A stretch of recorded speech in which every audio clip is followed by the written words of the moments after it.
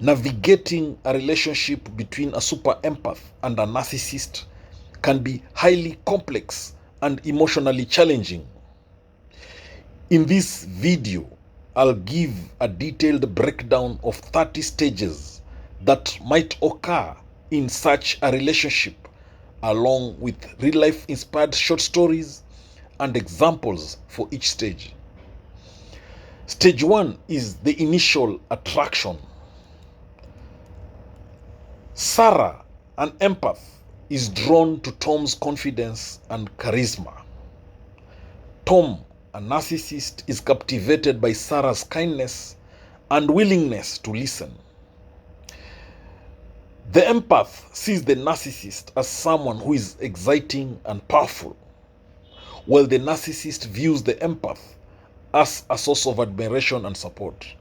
Stage 2 of a relationship between a super empath and a narcissist is the idealization phase. Tom showers Sarah with compliments and attention, making her feel like she's found the perfect partner. Here, the narcissist projects an idealized version of themselves, while the empath feels validated and adored. Stage 3 is the deep connection. Sarah feels an intense emotional bond with Tom, believing their connection is special and profound. Here, the empath invests deeply in the relationship, feeling that they understand each other on a soul deep level. Stage 4 is the overdependence. Tom begins to rely on Sarah for emotional validation and reassurance, becoming increasingly dependent on her. Here, the narcissist starts leaning heavily on the empath for self-esteem boosts and emotional support. Stage 5 is the early signs of manipulation. Sarah notices that Tom subtly criticizes her choices, but she rationalizes it as constructive feedback. Here, the narcissist uses manipulation tactics to control the empath's behavior, often disguised as concern. In stage 6 is the emotional roller coaster. Sarah experiences extreme highs when Tom is affectionate and deep lows when he is distant or critical. Here, the empath's emotions are highly influenced by the narcissist's unpredictable behavior. Stage 7 is the self-doubt.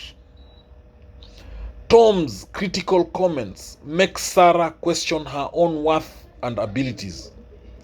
Here, the narcissist's feedback causes the empath to doubt themselves, undermining their confidence.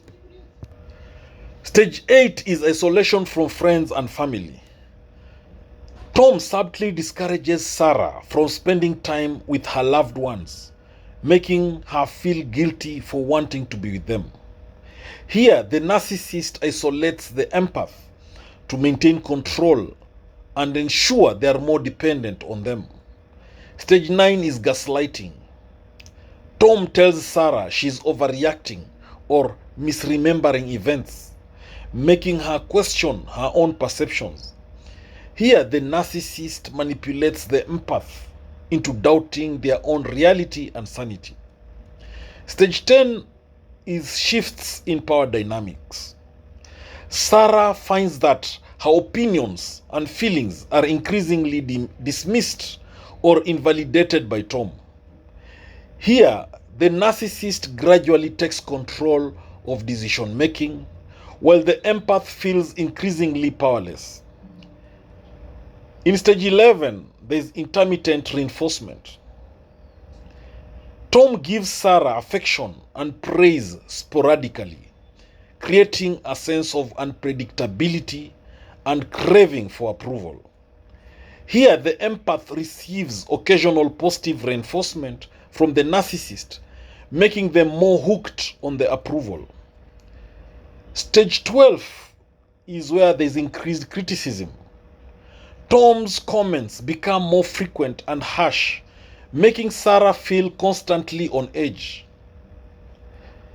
Here, the narcissist escalates criticism as a way to maintain control and diminish the empath's self-esteem. Stage 13 is about self-sacrifice. Sarah starts neglecting her own needs and desires to cater to Tom's demands and desires. Here, the empath prioritizes the narcissist's needs over their own, often to their own detriment. Stage 14 is where there is blaming of the empath. Whenever conflicts arise, Tom blames Sarah, insisting that she's the cause of their problems. Here, the narcissist deflects responsibility for issues, placing the blame squarely on the empath. In stage 15, there is emotional exhaustion. Sarah feels drained and overwhelmed from constantly trying to meet Tom's emotional needs and handle his volatility. Here, the empath becomes emotionally exhausted from the constant demands and instability from the narcissist. In stage 16, there is denial and minimization.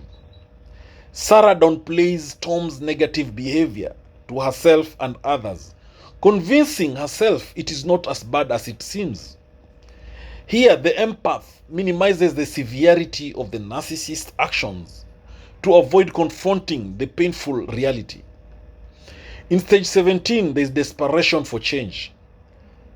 Sarah desperately tries to change her behavior in hopes of fixing the relationship and making Tom happier. Here, the empath invests significant effort into altering themselves to meet the narcissist's expectations. In stage 18, there is cycle of reconciliation. After an argument, Tom charms Sarah back with grand gestures, and she believes the relationship is improving.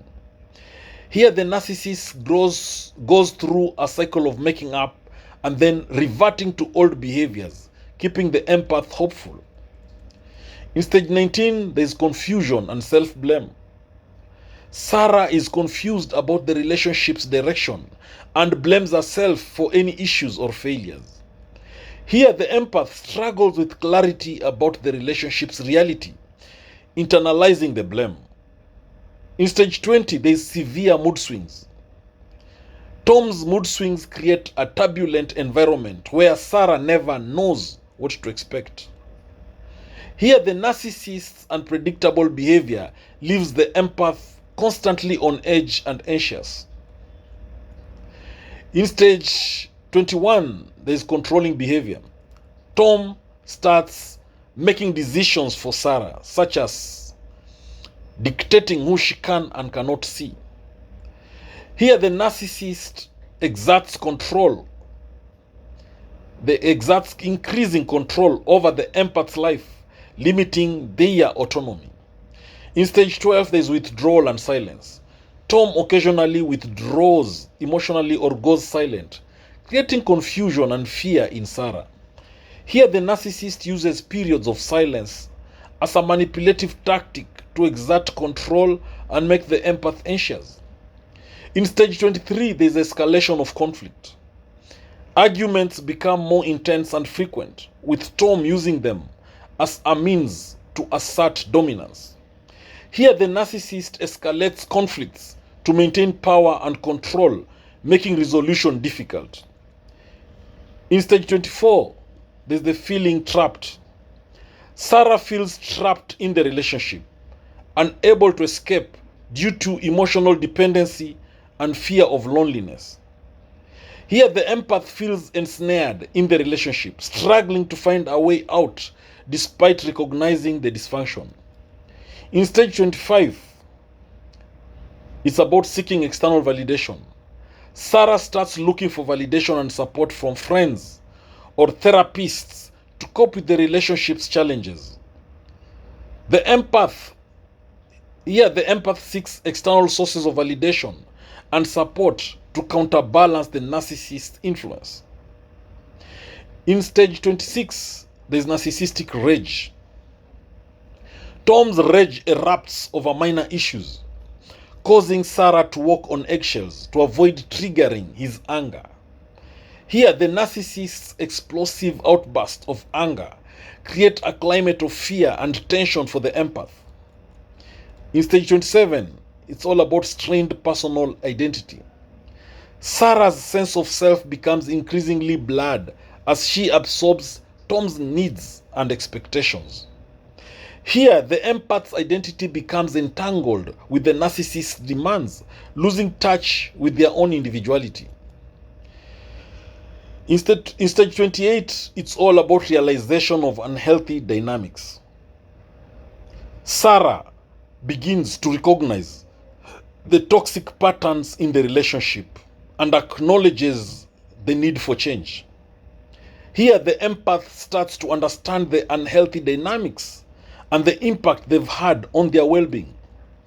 In stage 29, it's about decision to leave. Sarah decides to end the relationship, despite the narcissist's attempts to manipulate or persuade her to stay. Here, the empath makes the difficult decision to leave, prioritizing their own mental health and self-respect. And finally, stage 30 is about recovery and growth. Sarah begins the process of healing, seeking therapy and support to rebuild her self-esteem and reclaim her identity. Here, the empath embarks on a journey of personal growth, learning from the experience and focusing on self-care and empowerment. These stages illustrate the typical progression of a relationship between a super empath and a narcissist, highlighting the emotional turbulence and complex dynamics involved. Each individual's experience can vary, but understanding these stages can help in recognizing and addressing the challenges in such relationships. A narcissist thrives on constant admiration and validation. Super empaths, with their deep emotional insight and sensitivity, often provide this admiration without reservation. However, the very depth of their understanding can reveal the superficiality of the narcissist's self-esteem. For example, imagine a manager at a high-stress job who constantly seeks praise for his every decision. A super empath in the team might initially offer enthusiastic validation, but when they begin to question the manager's motives or offer constructive feedback, the narcissist feels exposed and threatened. Number 2, the mirror effect. Super empaths is poison to a narcissist because they reflect the true nature of others' emotions and intentions. When dealing with a narcissist, this can become problematic. For instance, in a social circle, a super empath might notice and articulate the underlying insecurities of a friend who exhibits narcissistic traits. This revelation can destabilize the narcissist's carefully constructed facade, making them feel vulnerable and potentially leading to defensive or aggressive reactions. Number 3 way super empath is poison to a narcissist is through emotional manipulation. Narcissists often employ emotional manipulation to control and dominate others. A super empath, with their acute emotional sensitivity, can see through these manipulations. Take a romantic relationship where one partner is a narcissist and they use guilt and emotional blackmail to control the other. The super empath, recognizing the unhealthy patterns, may try to address them openly. This challenge to the narcissist's manipulative tactics can provoke anger and further attempts to manipulate the empath back into compliance. Number 4 way of how a super empath is poison to a narcissist is through intense emotional awareness. Super empaths have a heightened awareness of their own and others' emotions.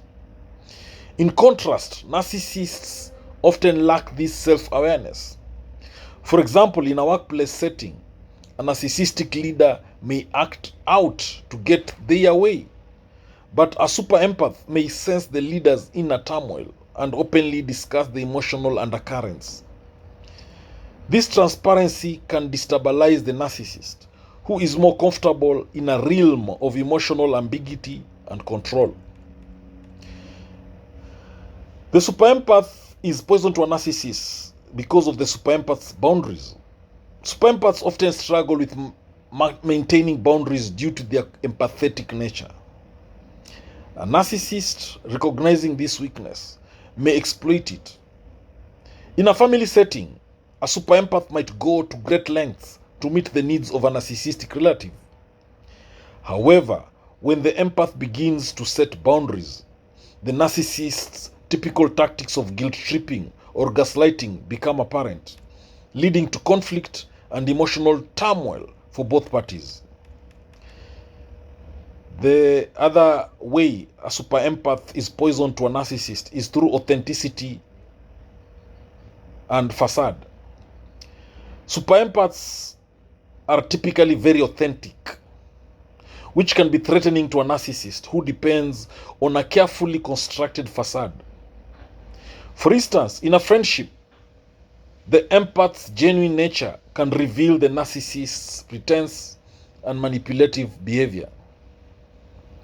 This exposure can erode the narcissist's sense of superiority and control, leading to hostility and attempts to undermine the empath's credibility. A super empath is poison to a narcissist because of the narcissist's need for control. Narcissists need to be in control of their environment and the people around them. A super empath's tendency to offer unsolicited emotional support can disrupt this control. For example, in a work environment, a super empath might step in to resolve conflicts or offer help that a narcissistic boss did not request, thereby challenging the boss's authority and control, leading to tension and resistance. The other way super empaths are poisonous to a narcissist is through their perceived criticism. Super empaths often provide honest feedback out of genuine concern. However, to a narcissist, any form of criticism, even if constructive, feels like an attack. In a collaborative project, if a super empath offers suggestions for improvement, the narcissist might perceive this as an undermining of their expertise and respond with defensiveness or aggression. The other way super empaths are poisonous to a narcissist is because of the narcissist victim role. Narcissists often cast themselves as victims to elicit sympathy and manipulate others. A super empath with their strong sense of justice and empathy might challenge this victim narrative by highlighting the narcissist's own role in the conflict. This can be threatening to the narcissist, leading to more dramatic displays of victimhood and attempts to vilify the empath. The other way super empaths is poison to a narcissist is because of their intuition. Super empaths often rely on their intuition to navigate relationships, which can be particularly unsettling for a narcissist. For example, in a dating scenario, a super empath might sense a partner's insincerity and address it directly. This can disrupt the narcissist's ability to manipulate and control the relationship, leading to conflict and increased attempts to deceive. Super empath is poison to a narcissist because of the emotional exhaustion. Narcissists feed off the energy of others, often leaving them emotionally drained. Super empaths who absorb and process these emotions deeply may find themselves exhausted by the narcissist's constant need for attention and validation. This depletion can diminish the empath's ability to maintain their own emotional well-being and can prompt a withdrawal that the narcissist perceives as rejection or defeat. Super-empathy is poison to a narcissist. And this is due to the narcissist's fear of abandonment. A super-empath's ability to connect deeply with others can trigger a narcissist's fear of abandonment. For example, in a close friendship, if the empath starts to develop other relationships or focus on their own needs, the narcissist may react with jealousy and hostility, fearing the loss of the empath's undivided attention and support. The super-empath is poison to a narcissist because of their compassion. Super-empaths possess a high degree of compassion, which can be a double-edged sword when dealing with narcissists. A narcissist might exploit this compassion to manipulate the empath into accommodating their needs at the expense of the empath's own well-being. When the empath eventually recognizes this exploitation, it can lead to conflict and the narcissist attempts to regain control through further manipulation. Super-empathy is poison to a narcissist through revealing inconsistencies. Super-empaths are adept at noticing inconsistencies between words and actions. In a professional setting, if a narcissistic colleague frequently claims to be a team player but consistently undermines others, a super-empath may point out these discrepancies. This can undermine the narcissist's credibility and provoke a defensive backlash or increased attempts to control the narrative. The other way super-empath is poison to a narcissist is because of the narcissist's manipulative tactics. Narcissists use various manipulative tactics such as gaslighting to maintain their dominance. Super-empaths with their strong intuition and emotional awareness are less likely to be fooled by these tactics. For example, if a narcissist tries to distort reality in a relationship, the super-empath might challenge the false narrative, leading to heightened conflict and attempts by the narcissist to reassert control. The super-empath's insight into motives is also poison to a narcissist. Super-empaths often have a keen sense of other people's motives, which can threaten a narcissist. For instance, in a family setting, if a super-empath begins to question the true motives behind a narcissistic relative's actions, it can disrupt the relative's manipulative strategies and create friction. The narcissist's manipulation of empathy makes super-empaths be poisonous to a narcissist. Narcissists can be adept at using empathy against super-empaths by playing on their emotional responses.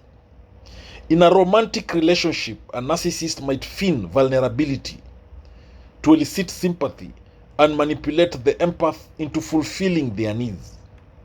When the empath recognizes the manipulation, the narcissist may escalate their tactics to maintain control. A super-empath is poison to a narcissist through the emotional outbursts. When a narcissist feels their control or facade is threatened by a super-empath's insights, they may resort to emotional outbursts. For example, in a workplace setting, if a super-empath challenges the behavior of a narcissistic boss, the boss might respond with anger and punitive measures, further straining the relationship. Super-empath is poison to a narcissist because of the super-empath support network. Super-empaths have strong support networks that provide them with emotional balance and perspective. A narcissist might feel threatened by these external sources of support, which challenge the narcissist's control and influence over the empath. This threat can lead the narcissist to attempt to isolate the empath from their support network to regain control. Then there's the narcissist's response to authenticity. A narcissist's identity relies on the perception they create and a super empath's authenticity can be destabilizing.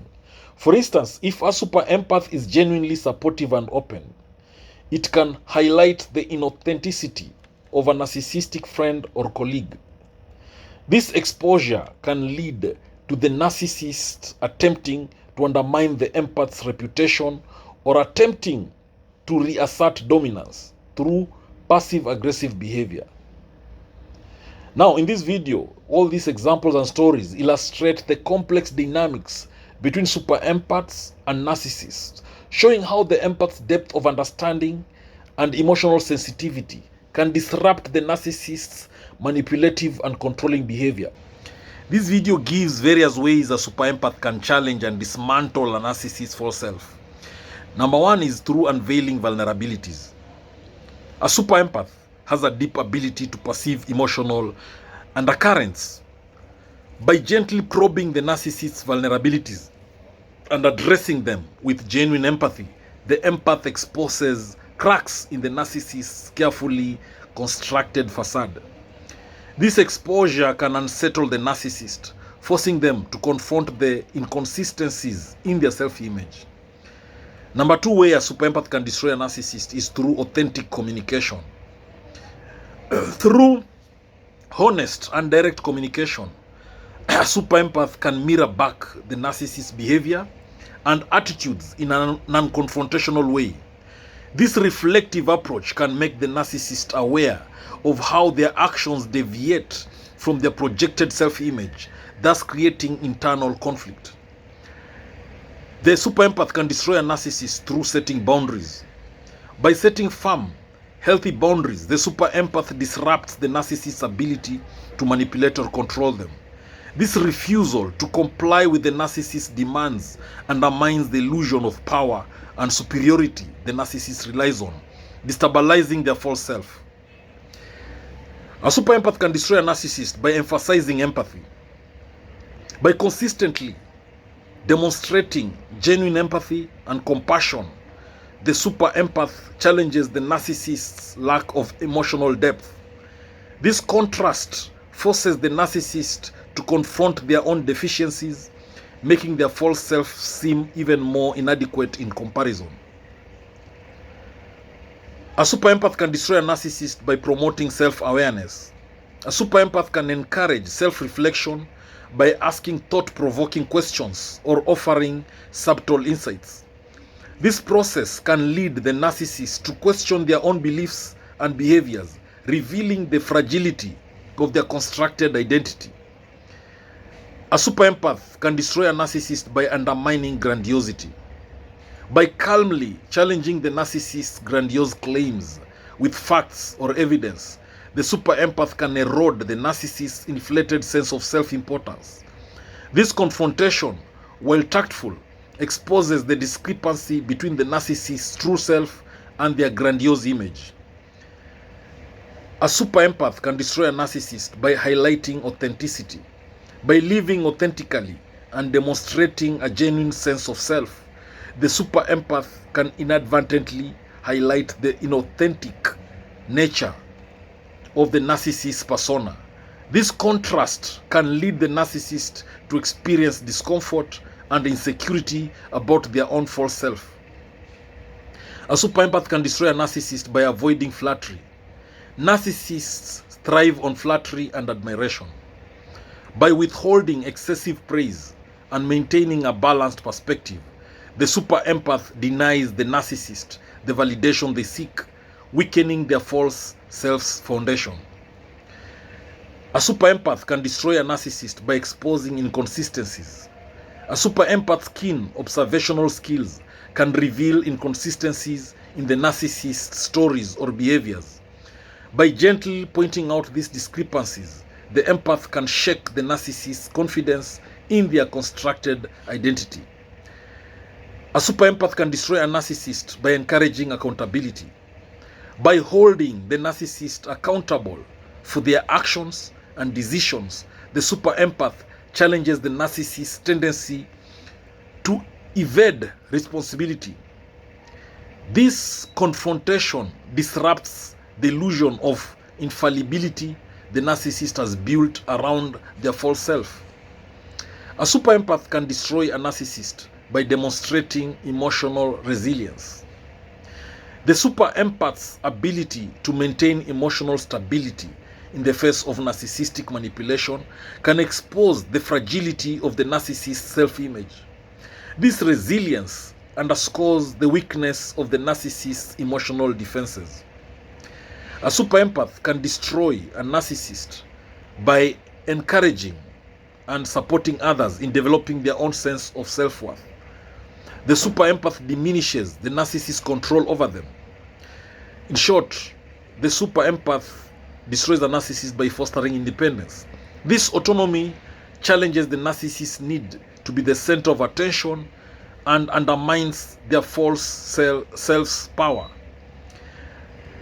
Another way a super empath destroys a narcissist is through modeling healthy relationships. Through their own relationships, the super empath can model what healthy, reciprocal interactions look like. This can make the narcissist's self-serving and manipulative behaviors stand out more starkly, highlighting the dysfunction in their false self. Another way a super empath destroys a narcissist is through revealing true intentions. A super empath's ability to sense underlying motivations can lead to revealing the narcissist's true intentions behind their actions. This exposure can disrupt the narcissist's manipulative tactics and undermine their constructed persona. Another way a super empath destroys a narcissist is through encouraging growth. By fostering an environment that promotes personal growth and self-improvement, the super empath can subtly challenge the narcissist to reflect on their own stagnation. This process can reveal the limitations of the narcissist's false self and inspire self-awareness. Another way a super empath can destroy a narcissist is through confronting denial. When a narcissist engages in denial or distortion of reality, a super empath can gently confront these falsehoods with empathy and understanding. This confrontation can force the narcissist to grapple with uncomfortable truths about themselves. Another way a super empath can destroy a narcissist is through validating others' perspectives. By consistently validating the perspectives and feelings of others, the super empath challenges the narcissist's dismissive attitude toward differing viewpoints. This validation exposes the narcissist's lack of empathy and further destabilizes their false self. Another way a super empath destroys a narcissist is through offering constructive feedback. Providing constructive feedback in a supportive manner can help the narcissist see the flaws in their behavior without feeling attacked. This approach can encourage introspection and challenge the narcissist's inflated self-perception. A super empath can destroy a narcissist through rejecting manipulation. By refusing to be manipulated or controlled, the super empath denies the narcissist the power they seek. This refusal undermines the narcissist's sense of dominance and exposes the weakness of their false self. Another way a super empath destroys a narcissist is through promoting self-compassion. Encouraging self-compassion and self-acceptance can highlight the narcissist's lack of these qualities. By modeling and promoting self-love, the super empath can reveal the emptiness of the narcissist's false self and inspire a more authentic approach to self-worth. Each of these strategies that I've mentioned in this video demonstrates how a super empath's unique abilities can effectively challenge and dismantle the false self of a narcissist, fostering greater self-awareness and emotional growth in the process. Thank you for watching this video. I hope you've learned a thing or two. Please subscribe to this YouTube channel if you've not done so. Thank you.